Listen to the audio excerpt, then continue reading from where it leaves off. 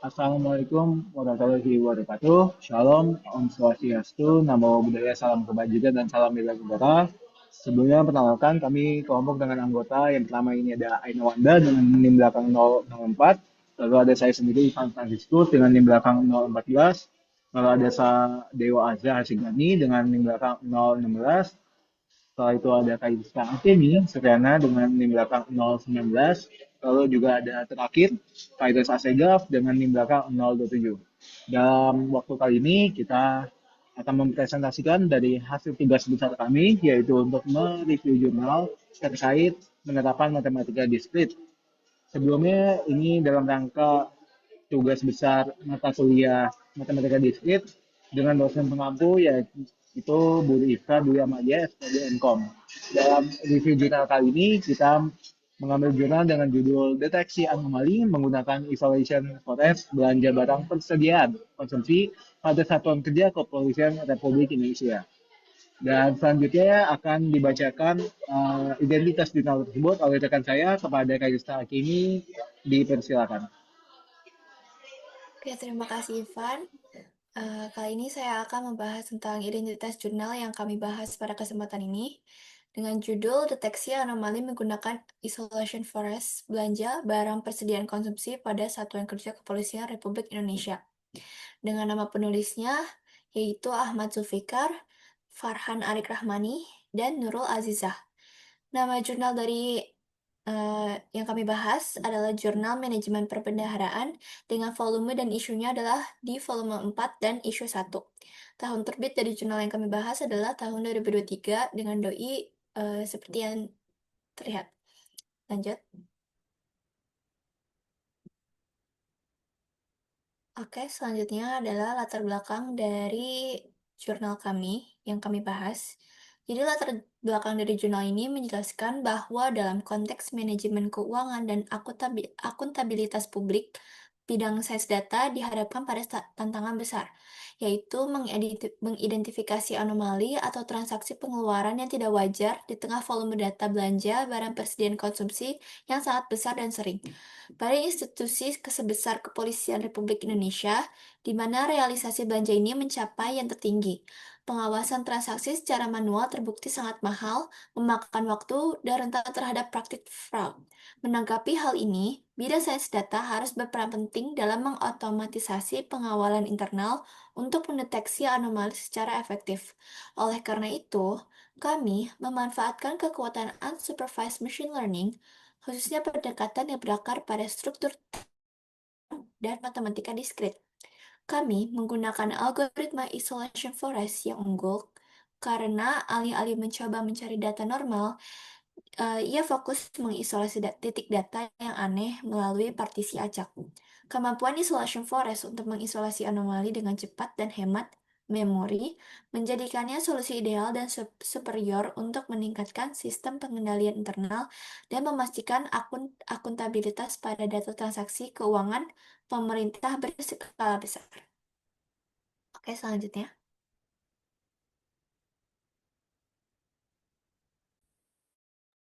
Oke, selanjutnya di bagian tujuan penelitian, peneliti peneliti sorry.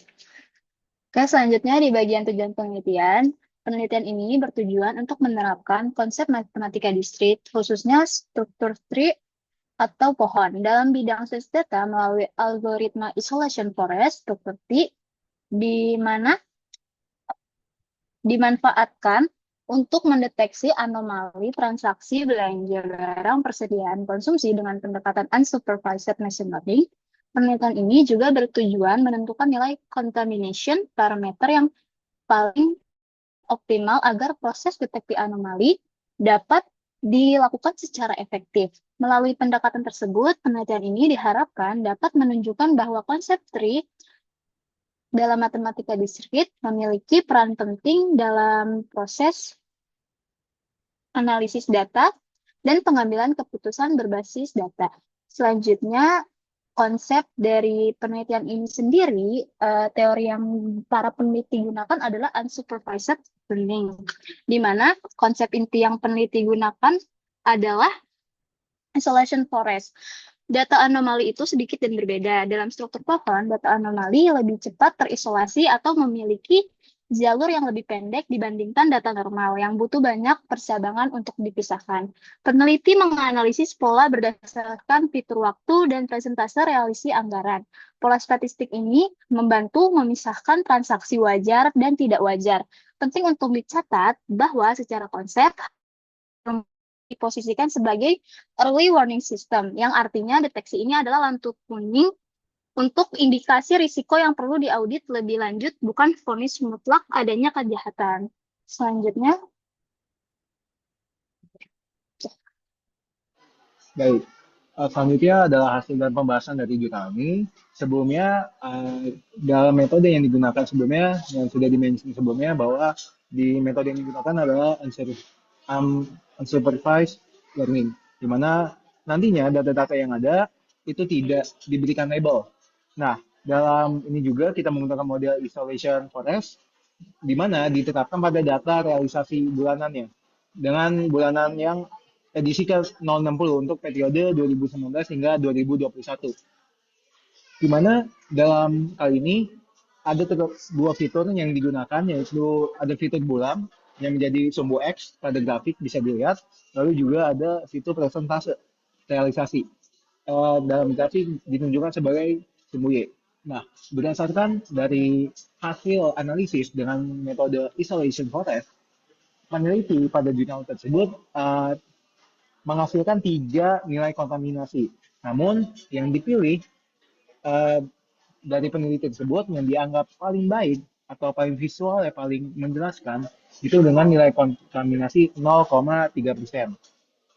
Nah, grafik tersebut dapat dilihat oleh pada bawah penjelasan di mana yang berwarna biru, titik-titik yang berwarna biru itu menandakan bahwa sebaran data itu wajar. Sedangkan yang merah itu sendiri itu adalah sebaran data yang tidak normal atau anomali yang bisa disebut anomali atau juga outlier. Di mana dalam nilai kontaminasi 0,3% ini teridentifikasi sebanyak 99 titik anomali merupakan lonjakannya dalam sistem kali ini.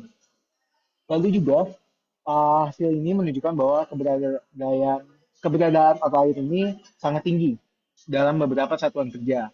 Maka dari itu perlu adanya perbandingan lagi secara manual karena ini kita tidak menggunakan label utama di mana ini metode unsupervised learning harus dibuktikan lagi dengan analisis manual.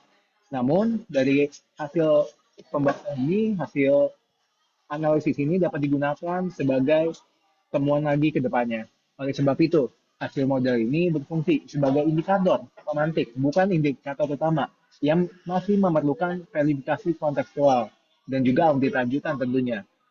Dalam untuk memastikan anomali tersebut disebabkan oleh operasional yang valid atau memang kesalahan input atau human error atau penyimpangan nyata. Seperti itu. Selanjutnya,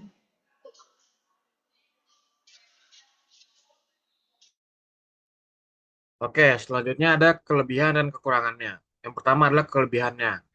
Jadi di kelebihan ini yang pertama, relevansasi masalahnya yang tinggi. Jadi penelitian ini mengangkat isu krusial mengenai resiko fraud pada akun belanja barang persediaan di Kepolisian RI, sehingga pengawasan manual menjadi tidak efisien dan mahal. Lalu yang kedua ada pemilihan metodenya yang efisien. Penggunaan algoritma isolation forest dinilai sangat tepat karena metode ini terbukti unggul dibandingkan metode lain seperti local outlier factor, LOF, dan KNN. Lalu yang ketiga, implikasi praktis yang jelas. Ya, hasil penelitiannya tidak hanya berupa pada teori, tetapi melakukan solusi interaktif yang berupa fitur early warning system. Yang keempat, ada optimasi parameter model yang akurat. Jadi penelitian ini berhasil menentukan nilai parameter contamination yang paling optimal, yaitu 0,3%, melalui proses trial and error dan analisis visual. Yang kelima, pemanfaatan data real skala nasional. Jadi studi ini menggunakan dataset sekunder yang komprehensif mencakup seluruh satuan kerja BA Polri selama periode 3 tahun. Selanjutnya ada kekurangannya. Jadi yang pertama kekurangannya adalah penggunaan data teragregasi bulanan. Jadi penelitian ini hanya menggunakan data total nominal transaksi per bulan, bukan data per transaksi yang membuat analisis kurang mendetail. Lalu yang kedua ada gangguan noise data yang digunakan. Jadi data yang digunakan masih tercampur dengan data transaksi administratif seperti pengembalian belanja atau koreksi akun. Lalu yang ketiga adalah jumlah fiturnya yang terbatas.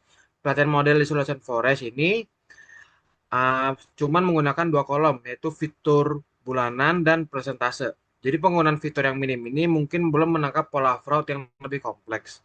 Lalu yang keempat adalah hasilnya hanya sebatas indikator awal, yang dimana model ini dihasilkan hanya berfungsi sebagai pendeteksi anomali, bukan penentu fraud, sehingga memerlukan verifikasi manual. Lalu yang kelima adalah pembersihan datanya terbatas pada nilai positif. Dalam proses data cleansing, data kotor yang bernilai positif tidak dapat dieliminasi secara visual atau manual. Oke, next. Oke, baik. Selanjutnya ada saran. Dari sudut pandang mahasiswa sains data, penelitian ini masih memiliki beberapa peluang pengembangan. Yang pertama, analisis struktur pohon isolasi dapat dilakukan lebih mendalam. Misalnya dengan melihat kedalaman pohon dan jalur pemisahan data untuk memahami proses deteksi anomali secara lebih jelas. Selain itu, penggunaan data transaksi yang lebih rinci seperti data per transaksi berpotensi meningkatkan akurasi hasil deteksi. Proses deteksi juga dapat dikaitkan dengan konsep relasi dan fungsi dalam matematika diskrit, serta didukung dengan visualisasi pohon agar logika mengambil keputusan lebih mudah dipahami. Terakhir, evaluasi model sebaiknya tidak hanya berfokus pada jumlah anomali yang terdeteksi, tetapi juga pada penjelasan logis dari hasil deteksi tersebut. Selanjutnya,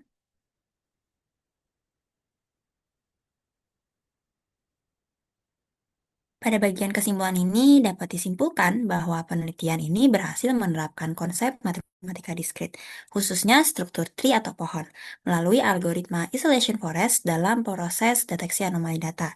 Proses deteksi dilakukan menggunakan kumpulan pohon isolasi yang bekerja secara hierarkis untuk memisahkan data yang normal dan data yang menyimpang.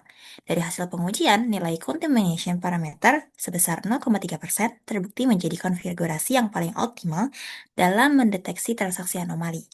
Hal ini menunjukkan bahwa pendekatan berbasis tree efektif digunakan sebagai early warning system dalam pengendalian internal, sekaligus membuktikan bahwa konsep tree dalam matematika diskrit relevan dan aplikatif dalam implementasi sains data.